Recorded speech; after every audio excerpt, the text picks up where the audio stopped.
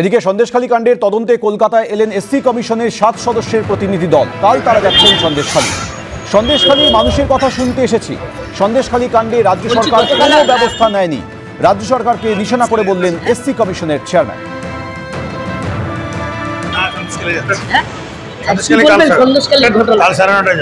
সন্দেশখালী যাব, ওখানে যে ঘটনা হয়েছে সে ঘটনা তদন্ত করতে আমরা এসেছি।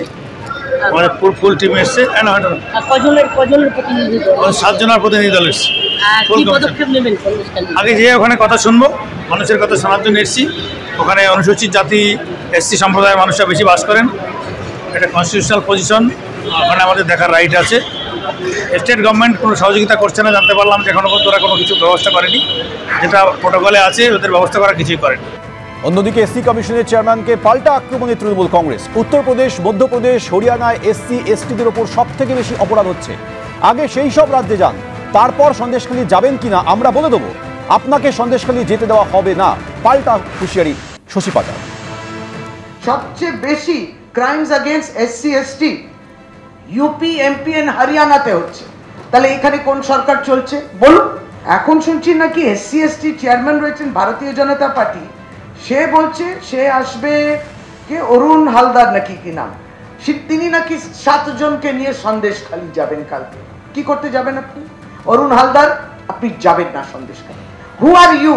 আপনার নৈতিক অধিকার নেই। এসসি এসটি চেয়ারম্যান নিজেকে বলেন যান, আগে মধ্যপ্রদেশ যান, তারপর সন্দেশখালী যাবেন কিনা আমরা আপনাদেরকে বলে দেব।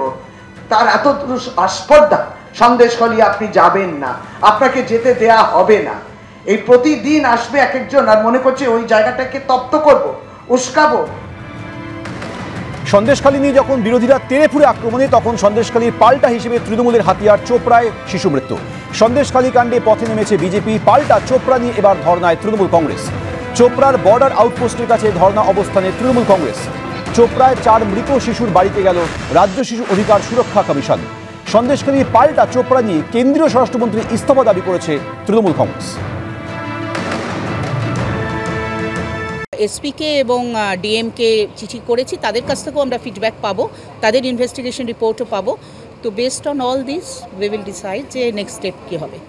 এরকম তো খবর এসে গেছে অলরেডি যে কোনো রকম পারমিশনই নেওয়া ছিল না লোকাল অ্যাডমিনিস্ট্রেশনের কাছ থেকে, তাহলে তারা অন্তত কিছুটা ব্যবস্থা করতে পারতেন। তো যার জন্য কোনো ব্যারিকেড বা কোনো প্রিকশন নেওয়া ছিল না।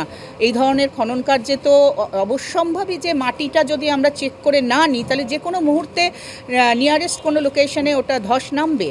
হ্যাঁ, তো সেটার কোনো যদি আগে থেকে যদি কোনো ব্যবস্থা না নেওয়া থাকে, তাহলে এরকম দুর্ঘটনা তো হবে। এরকম এক্সট্রিম ক্যালাসনেস হলে, এক্সট্রিম নেগলিজেন্সে তো এরকম হবে। আর তার ফলে আমাদের রাজ্যের 4টি শিশু অকারণে প্রাণ চলে গেল। সবচেয়ে বেশি crimes against SC ST UP, MP and হরিয়ানাতে হচ্ছে। তাহলে এখানে কোন সরকার চলছে বলুন? এখন শুনছি নাকি এসসি এসটি চেয়ারম্যান রয়েছেন ভারতীয় জনতা পার্টি, সে বলছে সে আসবে কে অরুণ হালদার নাকি কি নাম, তিনি নাকি 7 জনকে নিয়ে সন্দেশখালী যাবেন কালকে। কি করতে যাবেন আপনি?